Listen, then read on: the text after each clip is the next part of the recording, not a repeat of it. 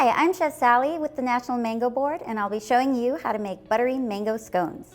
These scones are made using a homemade dried mango, accented with toasted pecans.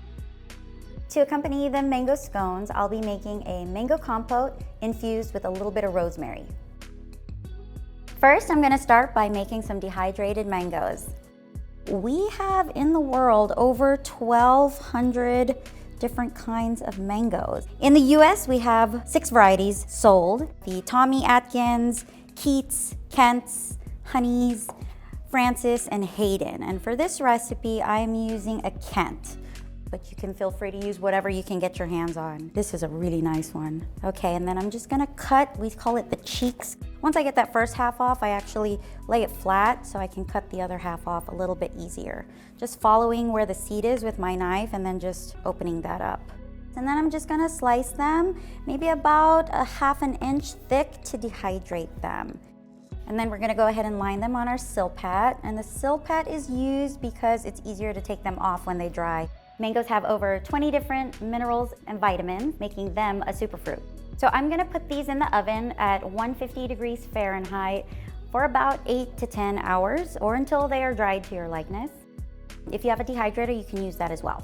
These are what we're gonna end up having. Some dried pieces, you can use them for a snack, and ultimately we're using these for scones. So I'm gonna move these to the side and I'm gonna prepare my scone dough. I'm gonna start by mixing my dry ingredients: pastry flour, some sea salt, baking powder, and sugar. I'm gonna combine this very lightly, and then I'm gonna add in some cold cubed chopped butter. It's important for the butter to be cold so it maintains its shape while you cut it into the dry ingredients, so it acts as a nice fat as well. Now we're gonna introduce back in our dried mango. I'm going to cut it into pieces, probably about 3/4 of an inch to an inch. Sometimes I also use scissors to cut them because they can be a little sticky. In my flour and butter mixture, I'm going to put in my chopped dried mangoes and my toasted pecans. For our wet ingredients, we have heavy cream and 1 egg. I'm just gonna combine this. So I'm just gonna add my wet into all of the rest of my ingredients. So we're really just looking for the dough to come together. There's quite a bit of liquid, so it will definitely come together very nice. We'll finish it off by mixing it more thoroughly with our hands. If you overmix it, it will definitely be a little bit dense, also maybe a little dry. Here we go, this is it. I'm going to split my dough into 2, use a little dusting flour, and shape them into discs. And then I just use this ring cutter to just give me some nice edges, and I press the dough down into the ring mold. If you don't have a ring mold at home, you can use like maybe a bowl that's almost the size of this, and just press your dough into this. Wrap them in plastic wrap and put them in the fridge to chill for about 4 to 6 hours or until firm. I've got my nice chilled dough. I'm going to cut them into 6 nice triangles. After I cut them, they can go onto the same baking sheet. Just make sure it's lined with parchment paper. We're just gonna brush them with cream right before baking at 350 degrees for about 15 to 20 minutes, or until evenly golden brown. So while our scones are baking, we're going to be making something to accompany with them, and that is a wonderful mango compote.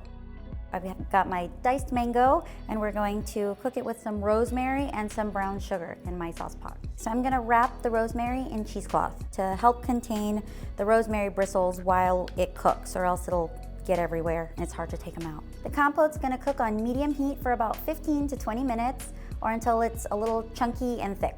This compote is very versatile. I love using it with poultry. My favorites are with turkey and especially with duck. The liquid has evaporated, so the compote should look pretty thick. We're gonna add a little bit of salt for some seasoning, and also some lime for some freshness. I'm just gonna stir that to combine, and then I'm going to remove this rosemary sachet. To serve, I'm just gonna place it in a bowl, and then I've got some fried rosemary that I've done ahead of time, and just garnish the top with this. Beautiful aroma. So now that our compote is done, we're gonna go check our scones. They look so beautiful. The smell of the pecans and the mango really come through. This is the perfect color we want. Even light tone brown, a little shiny from the heavy cream. Nice hot piping scones out of the oven. I have to give this a try. So I break a little piece off and then spoon some compote on with some crispy rosemary. It was really good. The brightness of the mango really comes through. The rosemary is such a nice addition with it. It pairs so well. And the nuttiness of the pecans. Oh, the mango is really nice. So this makes quite a bit of scones. So this is great for a gathering or sharing with your family and friends. Thanks for tuning in. If you're looking for more mango recipes, how-tos, or information, visit mango.org.